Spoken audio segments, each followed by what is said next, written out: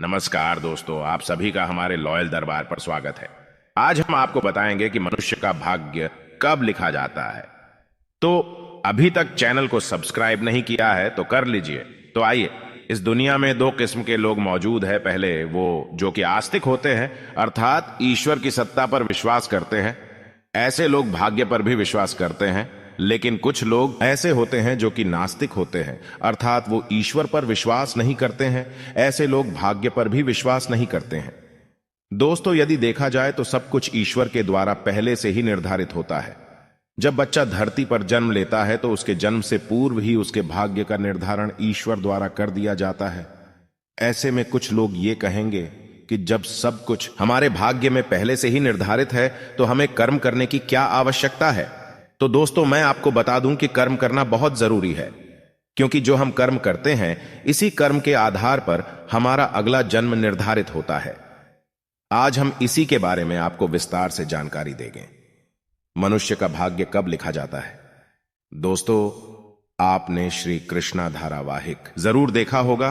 कंस की मृत्यु की आकाशवाणी पहले ही हो चुकी थी, जिसमें कहा गया था कि देवकी के गर्भ से स्वयं भगवान जन्म लेंगे, जो कि देवकी का 8वां संतान होगा और उसी के हाथों कंस का वध होगा।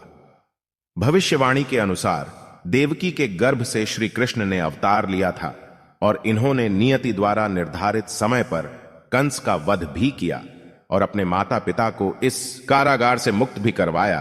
तो दोस्तों, यह सब कुछ पहले से ही निर्धारित था। दोस्तों, जो भी मनुष्य इस धरती पर जन्म लेता है उसका भाग्य सब कुछ विधाता द्वारा पहले से निर्धारित कर दिया जाता है। जैसे कि शिशु का जन्म कब, कहां तथा कैसे होगा, उसके जीवन में क्या क्या घटनाएं घटित होगी, उसका विवाह कब, कहां तथा कैसे होगा और किससे होगा, बच्चा अपने जीवन में कितना कमाएगा और कितनी प्रॉपर्टी बनाएगा, बच्चे की मृत्यु कब, कहां तथा कैसे होगी, यह सब कुछ पहले से ही निर्धारित होता है। दोस्तों, एक बार जो विधाता ने लिख दिया वो चाहकर भी नहीं बदला जा सकता है। वो घटित होना ही होना है तथा इसे कोई नहीं रोक सकता है। दोस्तों, रामायण आपने देखा होगा, यह पहले से ही निश्चित था कि भगवान राम को 14 वर्ष का वनवास मिलेगा। इसका मुख्य कारण भगवान श्री राम के द्वारा रावण का वध होना निश्चित था। दोस्तों, एक बात का ध्यान रखिएगा कि आप अच्छे या बुरे जैसे भी कर्म करते हैं, इसी के आधार पर आपका अगला जन्म और भाग्य निर्धारित होता है।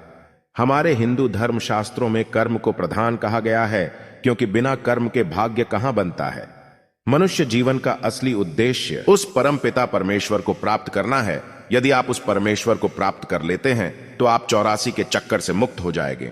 साथ ही साथ आप हमेशा के लिए जन्म मरण के चक्कर से मुक्त हो जाएंगे।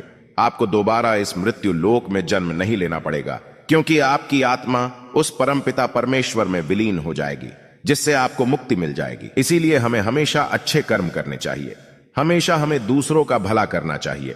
यदि आपके नजर में कोई गरीब है, दीनहीन है, तो उसकी हमें मदद करनी चाहिए। ब्राह्मण और साधुजनों का हमें आदर सत्कार करना चाहिए। हमेशा हमें ईश्वर की पूजा करनी चाहिए।